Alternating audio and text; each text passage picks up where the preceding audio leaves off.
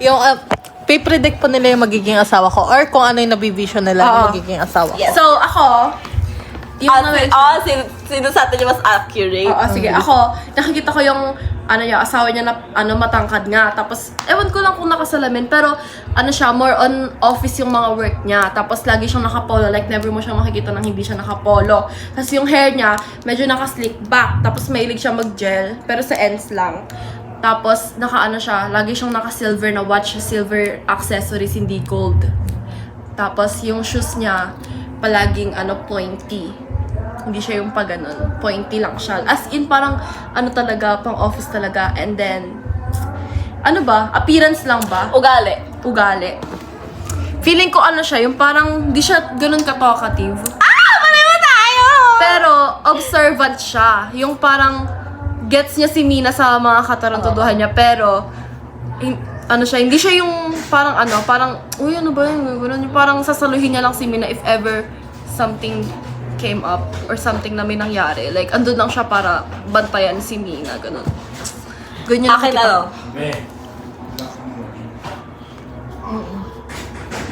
Matangkad. Yung body lean lang. Tapos, may salamin. Pero yung salamin, ganito lang. Yung maliit na ganun. Pang-office na salamin. Pang-office na parang siren na salamin. Tapos yung hair niya, hindi nakaganon. Yung may slit dito, tapos nakaganon. Pero clean cut siya dito, ganyan. Tapos yung pormahan niya, lagi lang siya nakapang-office. Or polo. Either black or white. Tapos, lagi siya naka-slacks. Tapos yung sa sapatos, parang hindi ko masyadong nabivision ko anong sapatos niya. Pero yung ugali niya, nonchalant. Pero may emotional intelligence.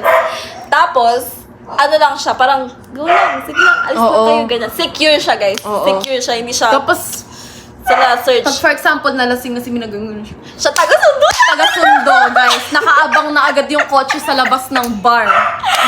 No questions asked. Kahit busy si Papi sa Sa work. work. May sila guys, may alaga silang aso dalawa. Isang German Shepherd, isang Labrador.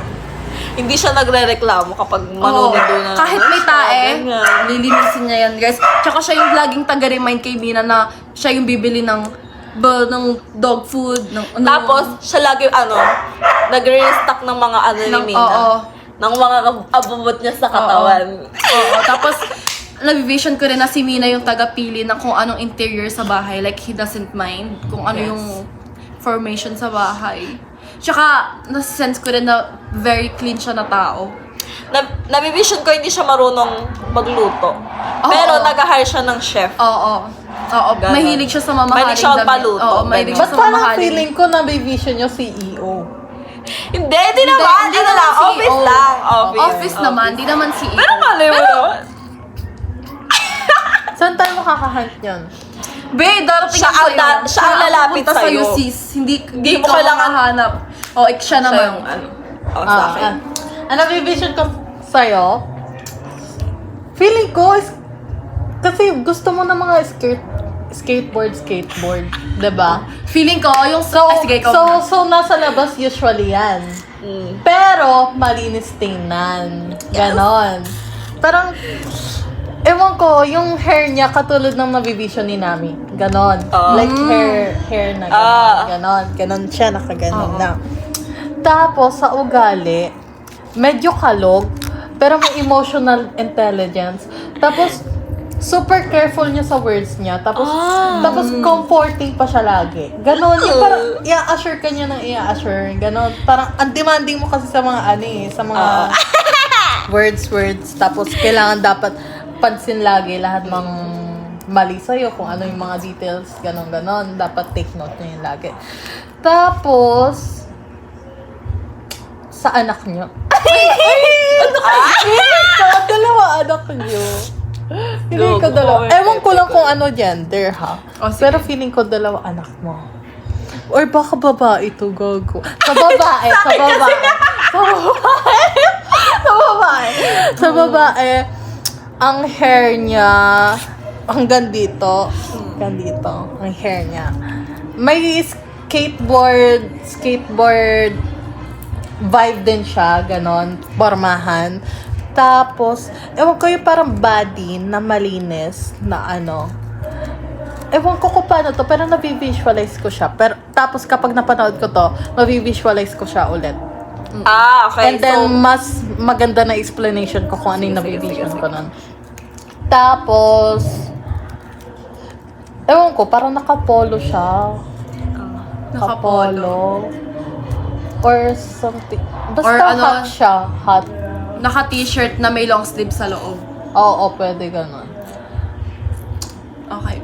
Sa akin, feeling ko yung, knowing yung type ni Dwi, feeling ko, siya, on the outside, very soft boy siya. Na parang, ano yung tawag sa style na yun? Yung money, ano yun? Old money. Old money style. Tapos, pero sa loob ko is hard fucker. Tapos,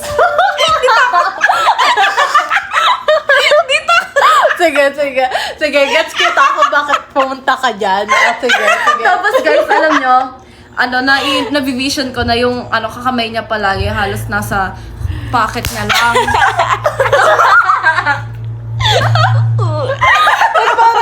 Para gaganda ng mga vision natin. Tapos yung watch niya guys, Casio. Oh. Tapos very chic lang siya mag-style. Tapos hindi siya yung type na palaging naka-tote bag. Nai-imagine ko na mahilig siya sa leather. Tapos, siya, very, parang since, parang si Dwi, medyo, siya naman, sa kanya lang siya ganun. Parang di mo siya makakot na ganun siya, pero meron siyang hidden na, alam mo yun, may hidden siya na personality na ganun. Tapos, medyo malinis din siya sa bahay, and then yung hygiene niya is super. Tapos, ayaw niya ng, body hair. Di palagi niya gustong mag-shave. Sobrang specific! Ang ina na ito. Tapos nai-imagine ko guys yung bahay niyo. Puro lang siya beach toned na mga stuff. Tapos hindi rin siya masyadong malaki. Alam niyo, hindi siya masyadong malaking space, pero enough. Tapos nai-imagine ko siya na naka-white siya na polo, and then may parang sweater sa loob. Tapos siya, khaki na pants. And then parang anong tawag sa shoes na yun? Yung loafers. Tapos tapos may din siya sa pusa. Rin siya, very cat And this person. kitty too. Eater siya, guys. Ba't hindi mo na-vision sa kanya yun? Kasi kaya hindi ko na-vision kay Mina na yun. Kasi on the outside, Hindi namin na-imagine sa'yo na kayo, freaky kayo. Parang, Okay, sige. Oo. ano ba to? Nang babastos ba to siya? I feel like meron kayong normal na life, pero hindi yung ganun ka. Hindi namin ma-imagine kasi sobrang tino niya tignan. Oo, Parang, okay. hindi siya tumitigil. Yung parang, alam mo yun, yung parang magme-make love lang kayo passionately, pero hindi kinky, hindi freaky, parang, Pero ano eto, ka, satisfied. pero eto, makikita mo meron silang buong closet na puno lang ng mga toys. Yes! Tas may mga gag, may mga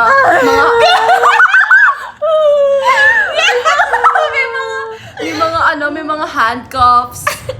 Yung may Gago, natatakot naman ako dyan. tapos Pero hindi ako. ay Tapos guys, since parang soft lang yung bahay nila. Syempre kapag soft lang yung bahay nyo, hindi pwedeng soft lang yung Yung loob. nyo, di ba? Oo. Dapat may May secret na something doon, di ba? May secret room kami. Tapos yung job niya siguro,